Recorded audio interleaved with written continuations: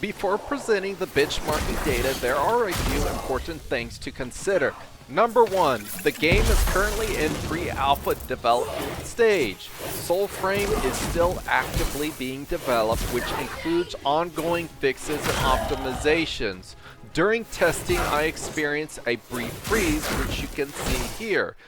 That said, overall crash rates have been relatively low compared to titles that have already exited beta, such as Monster Hunter Wilds. As development continues and optimization passes are implemented, performance is expected to improve. It's not uncommon for games to see a performance gain of 10 to 15% or more following optimization patches. Number 2, frame rates vary depending on location and player. For example, while viewing the ocean, performance was around 70 FPS. Turning around and facing the town reduced frame rates to approximately 60 FPS, which represents a 16% performance difference. Frame times also increased, shifting from roughly 14 ms to 16 ms. It's also worth noting that brief frame dips can occur when transitioning between regions as the CPU loads new assets and geometry.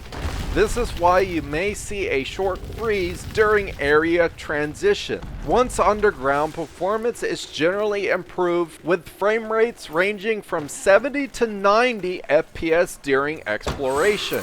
However, during combat, performance consistently dips into the 60 FPS range. At present, combat scenarios result in a 5 to 10 FPS loss, which aligns with the additional CPU and GPU workload during combat encounters.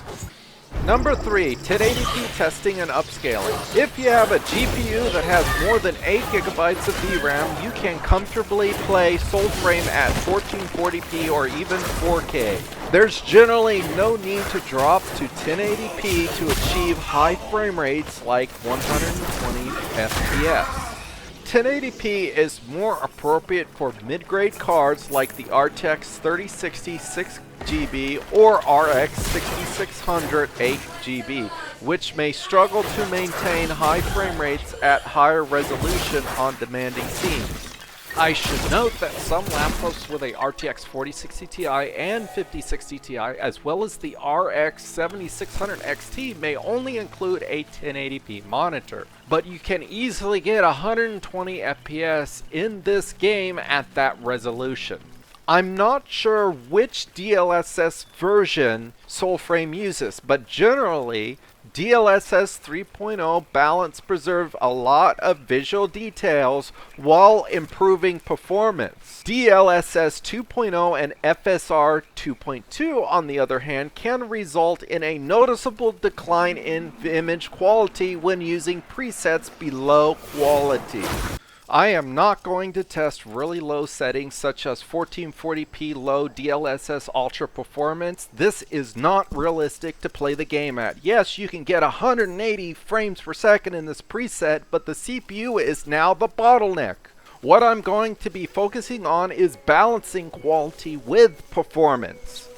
Starting with 144 FPS target, you need 1440p medium with DLSS balance and disabling motion blur, FOD, distortion, glare, and bloom. DLSS balance upscales from around 1080p. Once you are in combat, you may dip to 130 FPS, but at least you are close to your desired frame rate.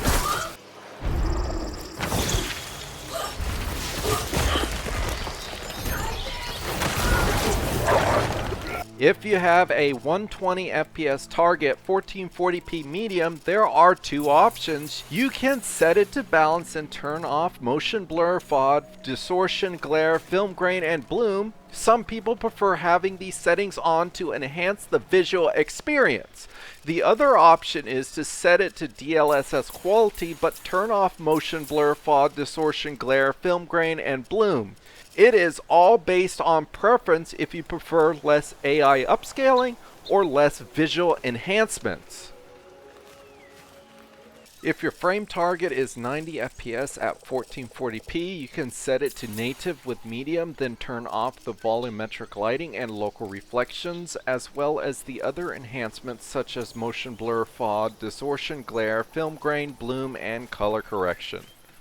Another option is DLSS balance with high preset. For some reason, high preset has volumetric fog set to medium. Next video I can do a side-by-side comparison to really compare the differences. Generally, you want to set desired quality first before applying the upscaler to match your frame target.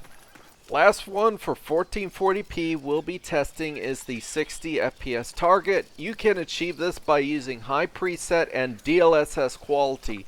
Some prefer this frame rates while others want to lower settings to get 120 FPS. I would not use harsher upscaling at 1440p to try to squeeze out more frames, however. I should add, during testing I did find another option for those who prefer not to deal with upscaling and trying to preserve most of the enhancements. In native you can lower ambient occlusion and volumetric fog to medium, though in combat you may still dip into the 50s. After this, I am not going to test max settings in native because I am often floating around 45 FPS. That is still a playable experience, but in combat, I start to struggle.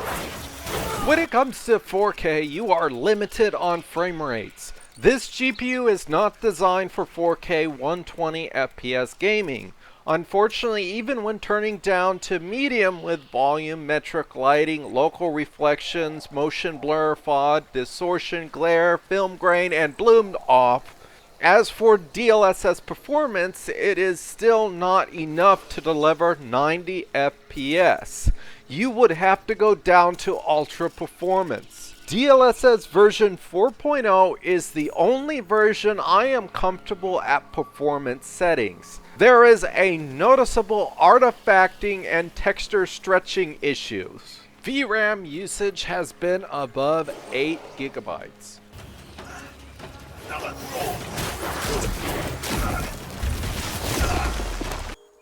Upon further testing, I found a bug with DLSS Ultra Performance. Some of the colors start to look off and there appears to be strange artifacting, mainly in the upper half of the screen. This used to be a common issue in DLSS 2.3 and 2.4, but was later fixed in DLSS version 2.7. It could be more of an implementation issue.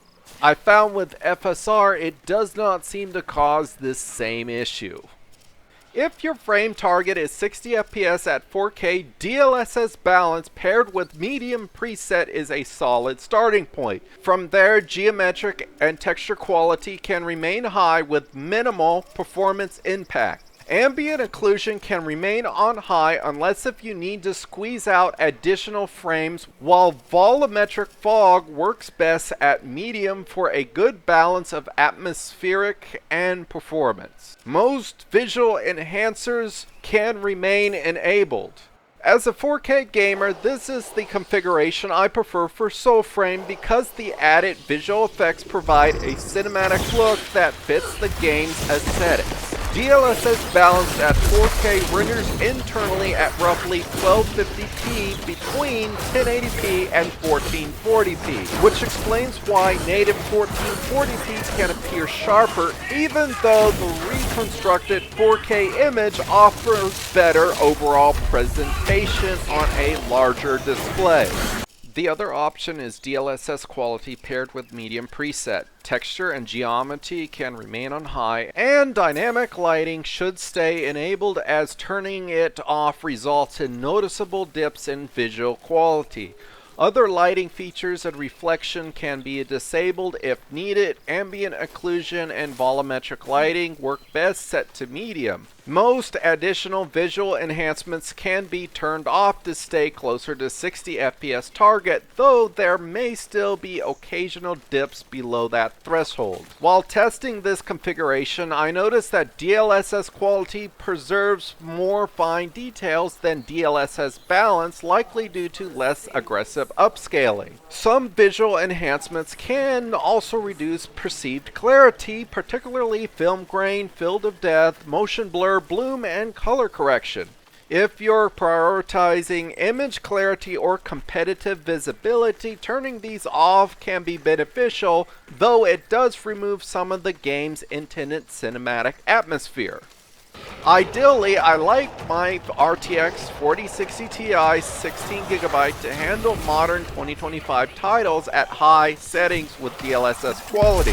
Even in Soulframe, that often requires stepping down to medium with DLSS balance if you want to keep visual enhancements enabled. That said, it is still a better outcome than many recent games where low settings and DLSS performance are required just to maintain 60 FPS. Does DLSS frame generation make sense for this game? Probably not. If you're already playing at a stable 60 FPS with around 80 ms of latency, enabling frame generation can push frame rates into the 100 to 120 FPS range at 4K, but latency also increases, typically into the mid-20s or even 30 ms range, even with NVIDIA Reflex added. While the motion may look smoother, that added latency is noticeable in a combat-focused game like Soulframe. This is why I keep frame generation disabled in many of the games I play. It tends to make more sense when your base frame rate is already high, since the relative increase in latency is smaller. If you want me to do a side-by-side with some of these presets or focusing on other resolutions such as 1080p or even 1600p, sometimes I game at 1600p in certain games where upscaling is not available. Or if you want me to focus on 45 FPS or 75 FPS, there are some monitors that are 75 Hz. I could even do HDR benchmarking for the game or try 5K and 6K, it depends on what you want to see. I could always revisit benchmarking the game after it is out of alpha. Make sure to subscribe and comment below.